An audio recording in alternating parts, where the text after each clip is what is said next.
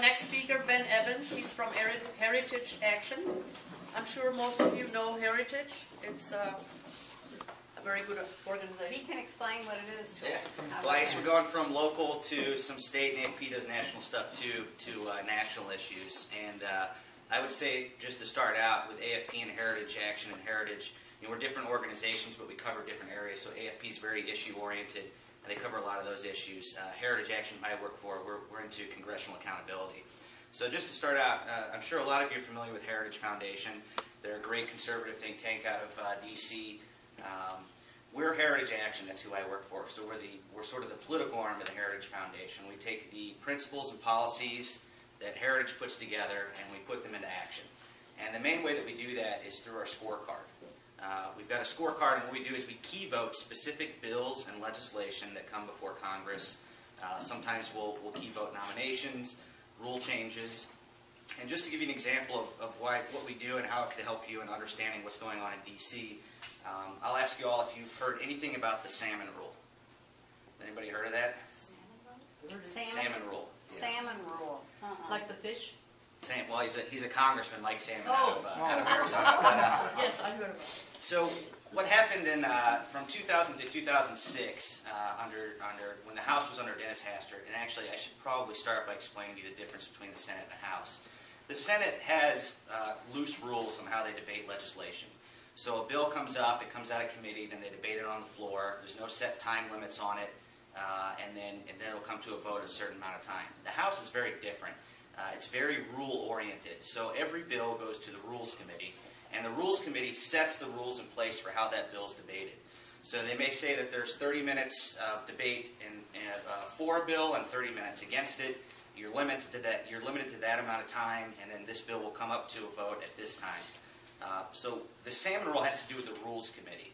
Under Dennis Hastert, from about 2000 to 2006, any bill that wasn't pushing a good conservative cause would be voted down by Republicans in the Rules Committee.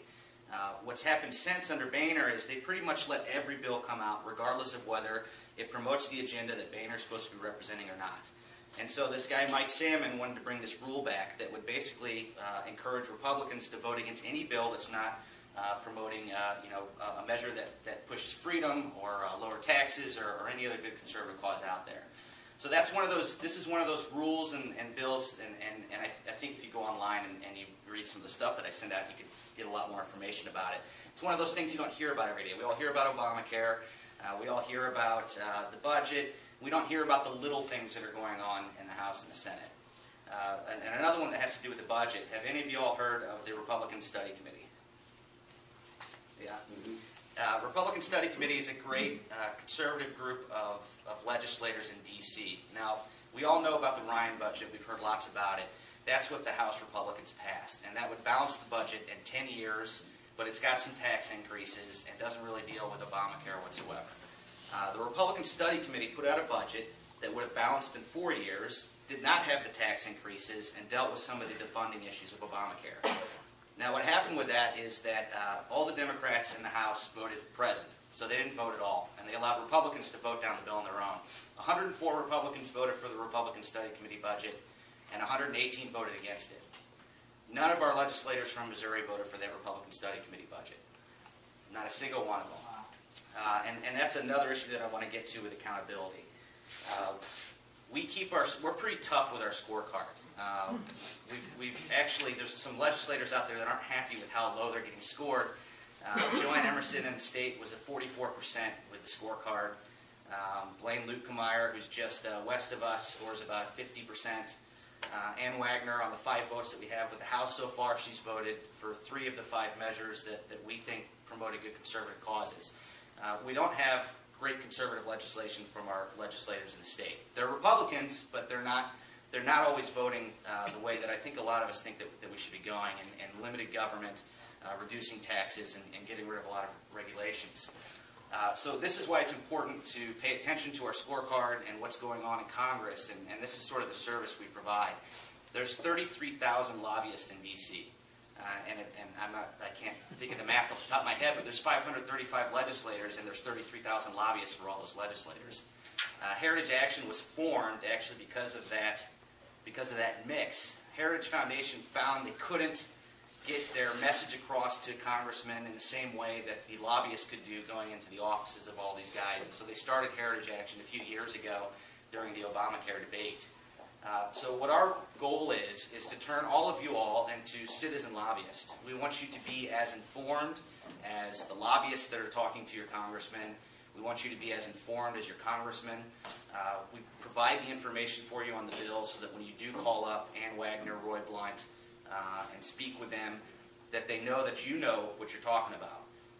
And they have to listen. And when more people get involved with this, when more people become citizen lobbyists, and this isn't just about harassing them or complaining to them all the time. This is about providing a support network for them. We want them to know that their constituents support them, and we do this by being as informed as we can on the issues.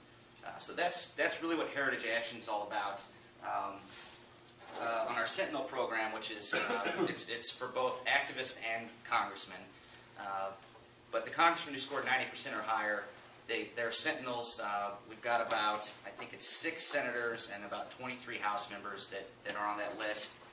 You can see on this chart, there's none in Missouri. Illinois actually had one last session.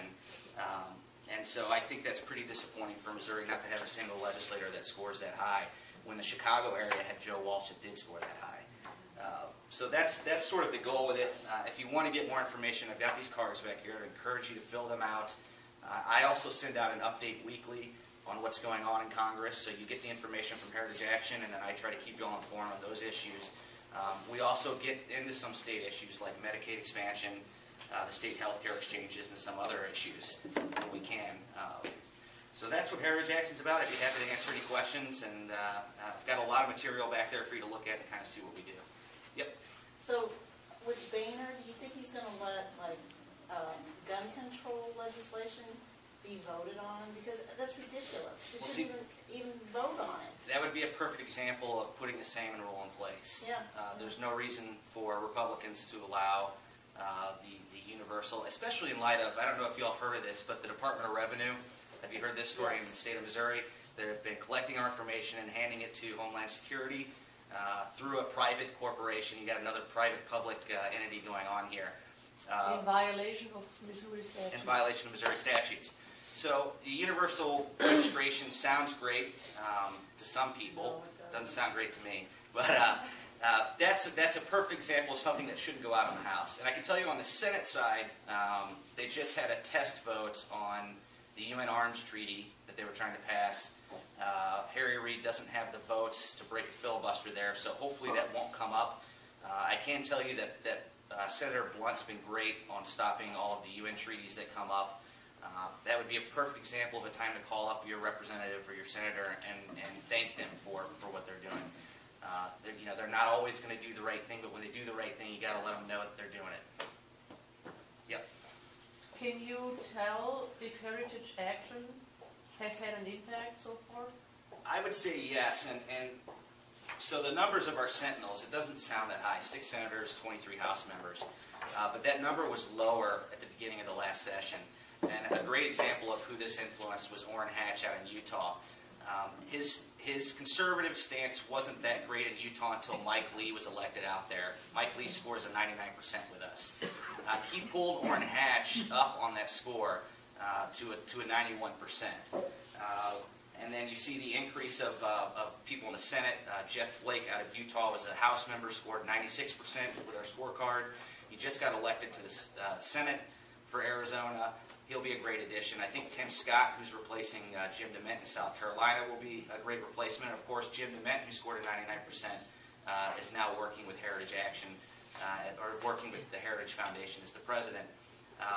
This is almost the baby steps like we're talking about in the opposite direction with the taxes.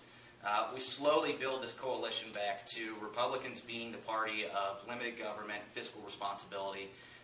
It's really easy for Republicans to game a lot of the scorecards out there. If it just deals with a pro-life issue or just deals with a gun issue, they know how to take those votes, get their score. Where they're really bad on is on the fiscal issues, and that's where our scorecard's so tough. We cover basically the full spectrum of conservatism, and we find that more often than not, they're not good on the fiscal issues. Yeah. Ann Wagner had said that well, what's gonna happen with Obamacare is they're eventually gonna defund it. Well, when the heck are they gonna do that? You know, they had It keeps getting later and later in the year. That's a great question, because that just came up with the continuing resolution. For a lot of Republicans out there, that's just talk for them. There was a letter that was circulated in the House to defund Obamacare through the continuing resolution, which they could have done, but only about 30 members of the House signed on to that. No member of Missouri signed that. No member of Illinois, except my region covers southern Illinois and Missouri. So none of our reps from Missouri, even though they're adamantly against Obamacare, none of them have taken the steps to defund Obamacare. And the Republican study budget compared to the Ryan budget was another example of that. The Republican Study Committee budget tackled defunding Obamacare. The Ryan budget doesn't. And I think the only representatives that voted for the Republican Study Committee budget in Missouri were Vicky Hartzler out west and Billy Long in southwest Missouri. Hopefully Why do you Jason's think that will be is? there. I think a lot of that is the fact that we don't hold these guys accountable. And I think what Alex can attest to for AFP, we have to visit our legislators. We have to see them. We have to talk to them. They need to know that we're here and that we care about these issues and that we will hold them accountable for these issues. So we as constituents need to be the citizen lobbyists that I talked about before. That's the only thing that's going to get these guys to change. Because when Blaine Luetkemeyer doesn't hear from his constituents enough that he's not conservative enough, he's not going to be. He's gonna play the moderate Republican and go along with that. And I think Ann Wagner, you may see the same thing if we're not active in letting her know how we feel about Has this. Heritage Action sent out information to people to call them on this, On the specific legislation? on the defunding Obamacare? Yes. So we've got a team. We've got a Senate. We basically got a team in D.C. A government relations team. We've got a House lobbyist and a Senate lobbyist. They both advocate for conservative issues in Congress. So they're contacting all of these congressmen about these issues. And I can tell you for a fact, I talked with an activist, Jason Bowles, out in, where is he, out of St. Charles? Warren Founding? So he actually went to Congressman Luetkemeyer, showed him the scorecard, and said, "Why are you a 52% or whatever you are?" And the congressman told him, "Heritage doesn't really matter. That scorecard doesn't mean much." So Really? they will make that statement and they will pretend like this doesn't matter until they start hearing from people that it does matter. And you take something like this into their office and you ask them, why aren't they a Sentinel? Why aren't you at the level that Jim DeMint was, or another great one out of Michigan is Justin Amash, who's actually what Jason Smith down in southeast Missouri said his motto would be for Congress. It's just a matter of communication. We have to be more active. We have to engage these guys. Well, thank you very much, Ben. Good job.